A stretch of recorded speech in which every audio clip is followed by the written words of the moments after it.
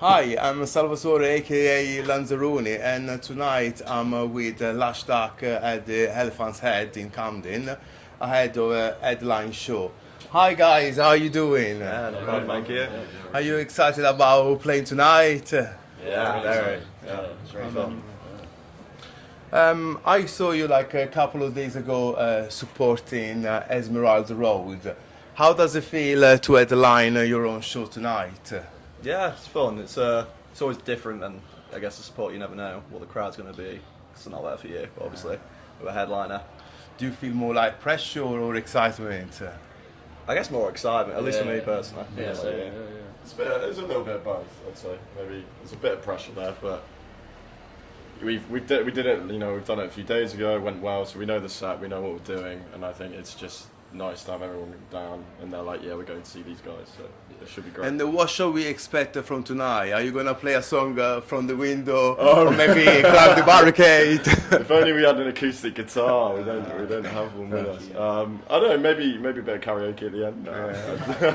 No, Maybe next time. Yeah, I think bring an acoustic guitar. we've got a few extra songs in the set for this one, so it should be good.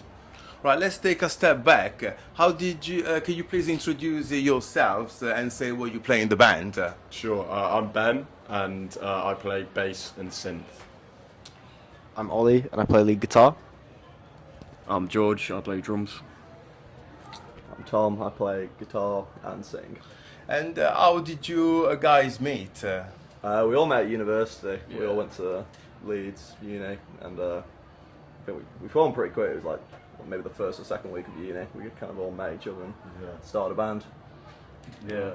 So that's how the band came together, by being a unit together. Yeah, we all met like a party and had the same interest in music, same influences and that kind of stuff, and started writing together. Yeah. And how long have you been together for now? Oh, how long is it?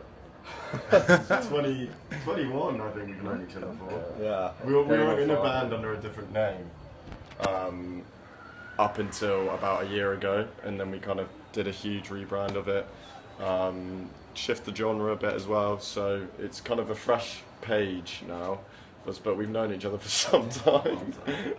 What did you were called before? We were called Silverfish, but there was already a band from the 90s. Actually, they'll be in Camden as well. They're like quite well known in the 80s or something. Yeah. So basically, when you looked us up, you just couldn't really find us, and I think we wanted to change the name so people could, that was original, people could find us easily, but also something that maybe reflected the vibe that we're trying to go, like the direction that we're trying to go in. I feel like Silverfish felt very rocky.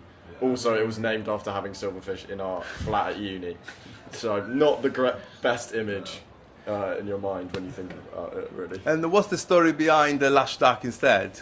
So Lush Duck is because, so me and Tom, who do a lot of the writing, I'm from Bristol, and Lush is slang in Bristol, and then Tom is from Derby. Yeah, Derbyshire, and you say, "Hey up me duck." Oh, like you're an ordinary. Yeah, exactly. So, For someone that's never heard your music before, how would you describe your sound? Someone want to take this one? Yeah, it's quite varied. It depends on the song, but like, I mean, we're definitely leaning more into like the dancey side of stuff more. So I'd say like kind of Klaxons-esque, like Foals maybe, that kind of thing. That's what we're leaning into. Funny. yeah, there you go. So any other bands that inspire your sound, or what influences you? Me and Ollie are really big Beatles heads. Yeah. So I mean, obviously, they inspire everyone pretty much. I think the thing is with the Beatles as well is like They had so many different sounds and they experimented so much, and like when I listen to bands I always get really bored listening to bands that just have the same sound. We'd say you've got an album and like every single song sounds pretty similar, whereas I feel like with our guys' stuff, like different songs have different genres, and maybe like that's not a great thing for the listener sometimes to sort of like classify us, but like from our perspective, like it just makes playing the songs like much more fun, because one minute you can have like an indie song, and then the way that our set ends, it's like a bit more dancey, so it's refreshing.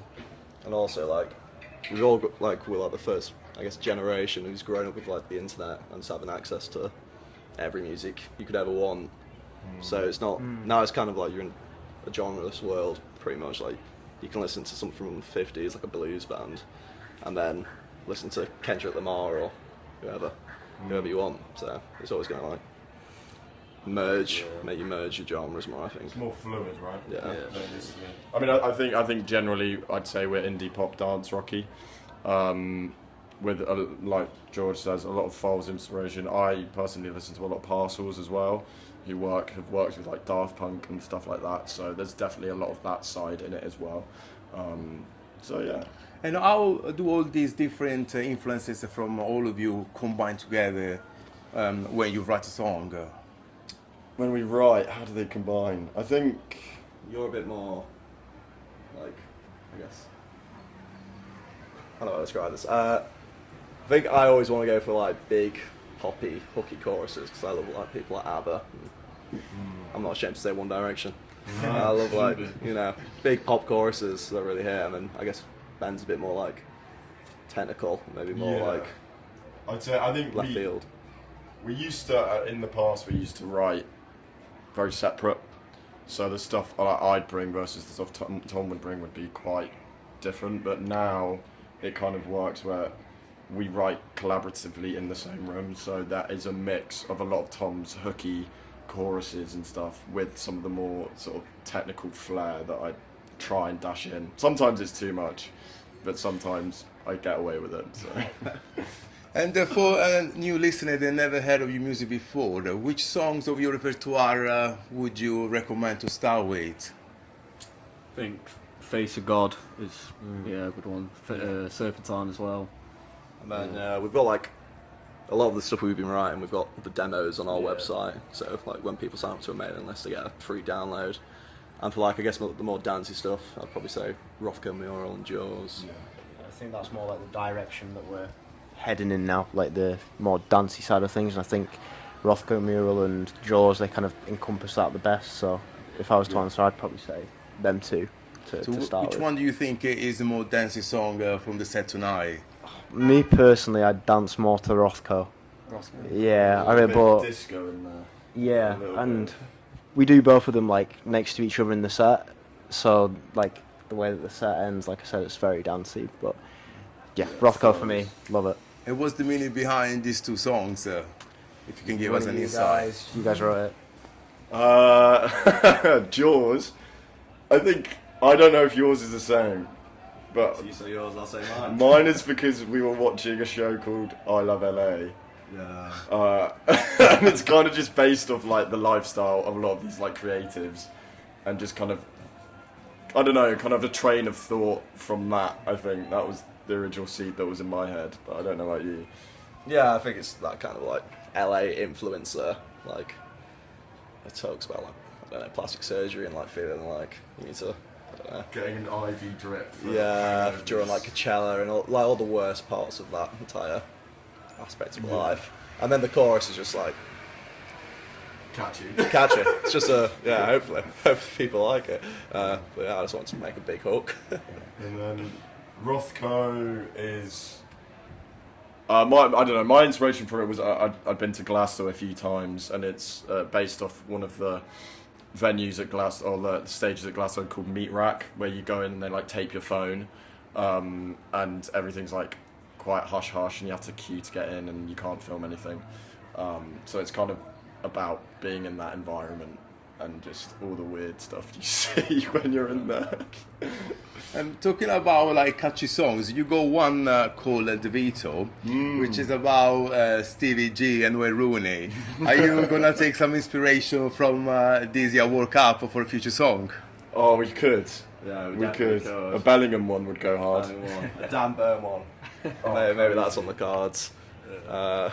We'll see. That was a fun one. It was like just chucking a bunch of pop culture references into lyrics. It's very British, though, so I don't know how it translates to like an American audience. And what's the next for Lush Duck? Are you working on any new releases or planning to go on the road this summer? Yeah, Just gigging really. yeah, you we're know, trying to gig more around London, kind of get our name out. get our name out there, more into the scene, and write more. And hopefully we want to record at the end of this year, and 2027 hopefully be on tour, UK tour for the first time, which would be really fun. You mentioned Glastonbury is where you'd like to play maybe one day. Oh, I'd love it. I think we'd all love it. It would be amazing. I mean, there's a few venues we love. I mean, me and Tom watch just sets like the same sets over and over again. Parcels did one at Red Rocks in Colorado, and I think Fontaine's did as well. Yeah. And it just the scenery and the environment just looks incredible. So I mean, but I think Glasgow is probably every band's dream, to be honest. No matter what stage it was, I don't think it doesn't matter. Just to be there and to play there would be incredible. And I've got one final question for you. What does it feel like as performers to be on the other side of the stage? In terms of like watching someone else. Not like you as performers to be on stage and not for me watching you. It's good vibes, isn't it? Just seeing people's reactions and like getting into the music. With it like, well, these guys are written and we've written together and stuff. It's always fun to see. Usually rewarding, Yeah. I'd say, and obviously like naturally you're a bit more tense than what you would be if you were just watching a gig. But I feel like, I don't know, that kind of it's usually a good thing to like the stress turns into something else over time. It's like tension release. Like, no, I think a bit of nerves is always good. Like, it means you kind of lock in a little bit, but I don't think you don't want to get so nervous that you can't enjoy it.